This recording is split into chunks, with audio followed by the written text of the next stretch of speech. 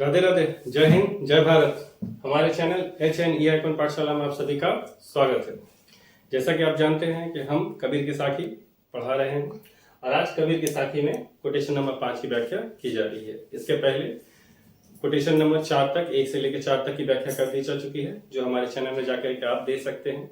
आप कोटेशन पे यदि टाइप करते हैं तो वो टाइप करते ही आपका सारा चीज आपके सामने आ जाएगा, या हमारे चैनल पे भी जाके आप देख सकते हैं। आज का कोटेशन है, जब मैं था तब हरि नहीं, अब हरि है मैं नहीं। प्रेम गली अति सांकरी, जामे दो न समझ। तो सबसे पहले पहुंचते हैं हम शब्दार्थ में। जैसे देख सकते हैं यहाँ पे, मैं का मतलब होता है अहंकार। था, तब मतलब उस समय। हरि नहीं, हरि मतलब ईश्वर, नहीं मतलब नहीं। ईश्वर कहने का मतलब ज्ञान के रूपी ईश्वर या ज्ञान के परमात्मा। अब हरि है अर्थात अब मेरे अंदर ज्ञान रूपी परमात्मा है, मैं नहीं अर्थात अब अहंकार नहीं है। प्रेम गली अर्थात प्रेम रूपी भक्ति का मार्ग। प्रेम रूपी भक्ति का मार्ग या प्रेम रूपी भक्ति का मार्ग जिसके द्वारा हम परमात्मा को पाते हैं, वह मार्ग। अति सांकरी, अति मतलब होता है अत्यंत, सांकरी मतलब होता है पतला, कम गहरा या कम चौड़ा या बहुत ही संकर। जामी, जामी मतलब होता है जिसमें, तो किसमें? प्रेम रूपी भक्ति के मार्ग में। दो मतलब दोनों। कौन दोनों? अहंकार और ईश्वर। न समाही, न समाही मतलब नहीं समा सकते, नहीं रह सकते। उम्मीद है यहाँ तक आपको समझ में आया होगा। इसके अलावा हमने शब्दार्थ यहाँ पे लिख भी दिया है, जैसा आप देख सकते हैं, आप इसको उतार सकते हैं। अब आते हैं, जब आपको बताए थे व्याख्या जब भी हम लिखते हैं उसके दो पक्ष होते हैं, एक होता है भाव पक्ष और एक होता है कला पक्ष। भाव पक्ष में आते हैं अवतरण, प्रसंग, शब्दार्थ, व्याख्या। कला पक्ष में आते हैं विशेष, भाषा, रस, छंद, अलंकार और गुण।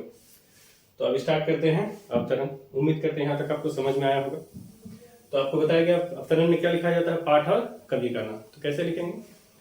प्रस्तुत साखी हमारे हिंदी पाठ्य पुस्तक, ये हमारा हिंदी पाठ्य पुस्तक देख सकते हैं।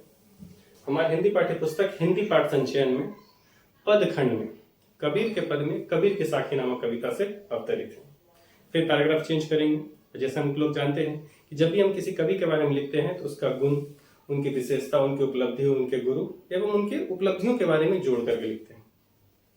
तो क्या बोलेंगे हम?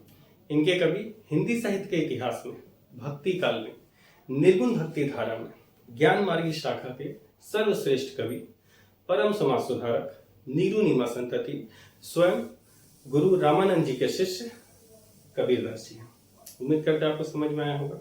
इसके अलावा हमने ये भी बताया कि आप और चाहें तो इसमें और अच्छे तरह से हम ऐड कर सकते हैं, या आप लोग और कुछ चाहें तो उसमें और विशेषताओं को आप लिख सकते हैं।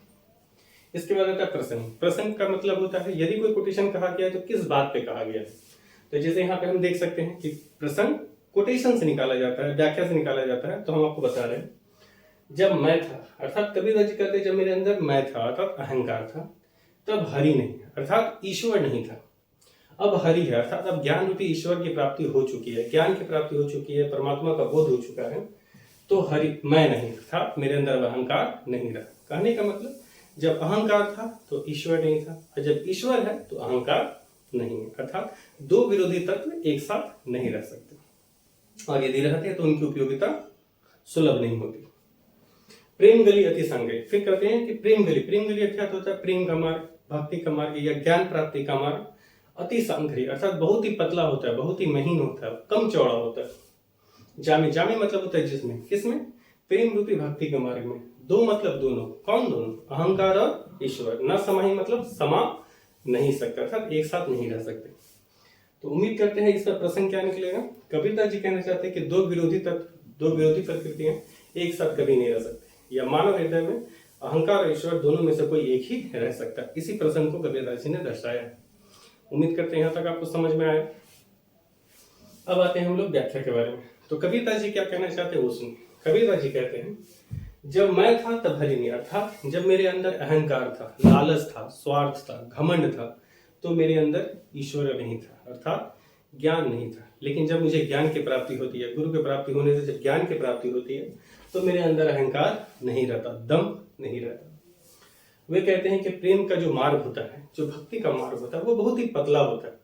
इतना पतला होता है उसमें कोई एक ही रास्ता हो सकता है, या तो अहंकार को रख सकते हैं या तो आप ईश्वर को रख सकते हैं। तो वही बोले प्रेम गली अति सांकरी, प्रेम का मार्ग, भक्ति का मार्ग बहुत पतला होता है। जामे दोनों समय, जामे मतलब जिसमें, जिसमें दोनों समा नहीं सकते। कौन दोनों? अहंकार और ईश्वर। जैसे कुछ उदाहरण देख सकते हैं, एक पात्र में या एक दोने में हम तेल और पानी को एक साथ नहीं रख सकते। यदि रखते हैं तो ना वो पीने योग्य रहेगा, ना भोजन पकाने योग्य रहेगा। एक मैदान में हम दो तलवार नहीं रख सकते। उसी तरीके से हमारा हृदय, जो मनुष्य का हृदय है, जो मनुष्य का जीवन, उसमें या तो अहंकार रह सकता है या तो ईश्वर रह सकता है, दोनों एक साथ नहीं रह सकते। उम्मीद करते हैं आपको अवतरण प्रसंग व्याख्या समझ में आया होगा। अब आते हैं हम लोग कला पक्ष के बारे में। कला पक्ष में जैसे आपको बताया गया था कि इसमें भाषा, रस, छंद, अलंकार, गुण लिखना होता है। तो इन सब चीज के बारे में हम अभी और विस्तृत जानकारी अभी आपको नहीं दे रहे हैं। हम चाहते हैं कि हम आपको पूरा रस, पूरा अलंकार और पूरा छंद और पूरे गुण उसको पढ़ा दें। इसको पढ़ने के बाद आप खुद से किसी भी कोटेशन से उसको निकाल सकते हैं। इसलिए यहाँ तक के वीडियो में हम कला पक्ष के बारे में विवरण नहीं दे रहे हैं। जब हम आपको पूरा पढ़ा देंगे, उसको पढ़ करके आप समझिएगा, जिससे आप किसी भी कोटेशन का, इसके अलावा अन्य कोई भी कोटेशन हो, उसको आप समझ सकते हैं। तब तक के लिए राधे राधे, जय हिंद, जय भारत।